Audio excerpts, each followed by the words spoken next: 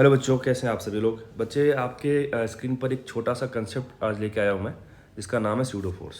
ठीक है, तो स्यूडो फोर्स होता है क्या? देखो, नाम में ही इसके दिख रहा है स्यूडो, मतलब विच इज़ नॉट रियल।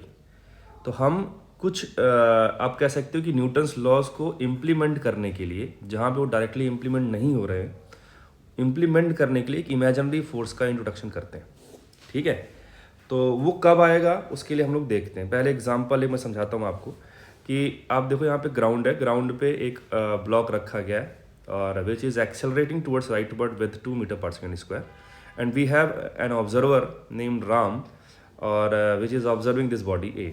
ठीक है, ये इसको आराम से ऑब्जर्व कर रहा है। तो ये क्या बोलेगा, क्योंकि ये इनर्शियल फ्रेम है, फ्रेम ऑफ रेफरेंस है इसका। अच्छा, इनर्शियल फ्रेम ऑफ रेफरेंस क्या होता है? इनर्शियल फ्रेम ऑफ रेफरेंस ये होता है बच्चे जिसका एक्सेलरेशन जीरो होता है विद रेस्पेक्ट टू ग्राउंड। बात समझे? अच्छा, तो ये इनर्शियल फ्रेम ऑफ रेफरेंस से इसको देख रहा है, कह रहा भाई साहब ये जा रहा है 2 मीटर पर सेकेंड स्क्वायर से। ठीक है, वही बात मैंने यहाँ पे लिखा है। बट अगर क्या हो कि मैं केस को उल्टा कर दूँ, सर कैसे? कि जो ए है, इस बार मैं राम को देखूंगा और देखने वाला काम ए कर रहा है, मतलब A would be observer and this will be under observation. कौन? राम। ठीक है, तो ए को हमने बना दिया ऑब्जर्वर। जब आप ए को ऑब्जर्वर बनाओगे, मैंने आपको सिखाया है, और नहीं भी अगर आपको पता है तो आप अभी से ध्यान में रखो कि जिसके रेस्पेक्ट में आप देखते हो उसका सब कुछ छिन जाएगा, और छिन के उल्टा करके जिसको देख रहे हो उसको चिपका दो। तो ए को हमने क्या कर दिया, अभी विद रिस्पेक्ट टू ए देख रहे हैं, और ए को हमने छीन लिया सब कुछ, तो ए रेस्ट पर आ गया। इसका जो भी कुछ था वो उल्टा करके हमने राम को चिपका दिया। तो अभी ए क्या देखेगा कि Ram is accelerating towards leftward. अभी तक ये कहाँ जा रहा था? ए राम के रेस्पेक्ट में राइट जा रहा था, बट ए के रेस्पेक्ट में राम कहाँ जा रहा है? लेफ्ट में। ठीक है, वापस इस डायग्राम पे आओ, आप इस वाले डायग्राम पे, इस जगह पे। ये इस जगह पे अगर आप देखोगे आप ध्यान से, अगर आप खुद एक ऑब्जर्वर हो जो कि ग्राउंड पे है, तो राम तो रेस्ट पर था, इस वाले फ्रेम में दिख रहा है आपको राम रेस्ट पर है। तो राम अगर रेस्ट पर था, इसका मतलब है कि जो भी इस पे नॉर्मल mg वगैरह लग रहे थे, ये सब एक दूसरे को बैलेंस कर रहे थे। या फिर दूसरे शब्दों में ये कह सकता हूँ कि जो भी इस पर रियल फोर्सेज लग रहे थे वो सब बैलेंस कर रहे थे, है ना।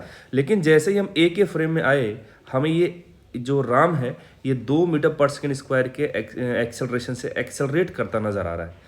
इसके पास किसी और फ्रेम के रेस्पेक्ट में इसके पास एक एक्सेलरेशन आ गया, मतलब इस पर कुछ ना कुछ फोर्स लग रहा होगा, क्योंकि हमने पढ़ रखा है F बराबर ma होता है। अगर ए आया है इसका मतलब है कि कहीं ना कहीं फोर्स रहा होगा। अच्छी बात है। तो इस बात को हम कैसे एक्सप्लेन करें, क्योंकि इस पर नेट रियल फोर्स तो अभी भी जीरो है। रियल फोर्सेस फ्रेम पर डिपेंड नहीं करते हैं, उनको आना है तो आएंगे ही आएंगे, है ना। तो रियल फोर्सेस तो यहाँ है नहीं, और कोई फोर्स आपको दिख नहीं रहा जो इस पे जो इसको मूव करा सकता है लेफ्टवर्ड, क्योंकि है तो यही राम, है ना। तो इस बात को एक्सप्लेन करने के लिए हमने क्या कर दिया कि जिस डायरेक्शन में एक्सेलरेशन है उसी डायरेक्शन में एक स्यूडो फोर्स ले आए, जिसका मैग्नीट्यूड क्या हो जाएगा? Mass into acceleration. और डायरेक्शन आपको दिख रहा है कि इसका जो भी एक्सेलरेशन का डायरेक्शन था उसके जस्ट ऑपोजिट लगेगा। तो सारी बातें हमने लिख लिया है कि Ram will appear to move left with 2 meter per second square, so we are observing a net acceleration of ram with respect to a। याद रखना है कि किसके रेस्पेक्ट में देख रहे हो आप? a के रेस्पेक्ट में। But real forces are producing zero net force, पहले बता दिया था यहाँ पे मैंने, यहाँ पे है ना। so to explain this we introduce a imaginary force whose direction is opposite to non inertial frame of reference या ऑब्जर्वर।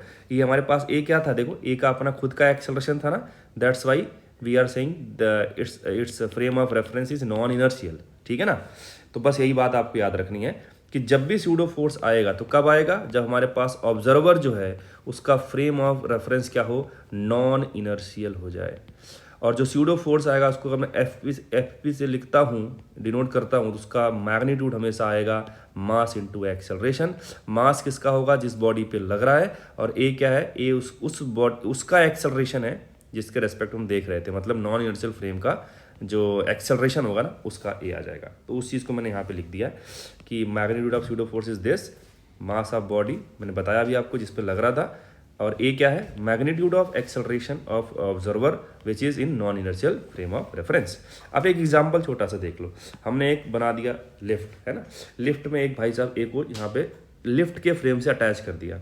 ठीक है, पूरी लिफ्ट जा रही थी downward 3 metre per second square से। एक मास हमने रख दिया लिफ्ट में अंदर, जिसका मास हमने ले लिया 2 kg, और बोला गया कि बताइए स्यूडो फोर्स कितना लग रहा है इस पे। स्यूडो फोर्स क्यों आया? क्योंकि हम ए के रेस्पेक्ट में देख रहे हैं। बात समझे क्या? ए के रेस्पेक्ट में देख रहे हैं। ए के रेस्पेक्ट में देखने से ऐसा क्या हो गया कि इस पे स्यूडो लग गया?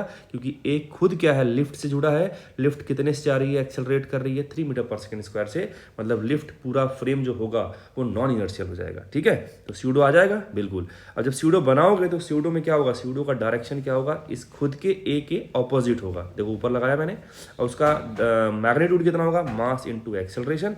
तो मास है 2 kg और एक्सेलरेशन है 3, तो 6 न्यूटन आ जाएगा आपका। और डायरेक्शन मैंने पहले दिखा दी। तो ये छोटा सा है। आई होप ये पूरी चीज़ आपको इस कंसेप्ट को समझने में हेल्प करेगी। इस पर हम और वीडियो लेके आएंगे। ठीक है, तो मिलते हैं नेक्स्ट वीडियो में। तब तक के लिए bye bye, see you, take care.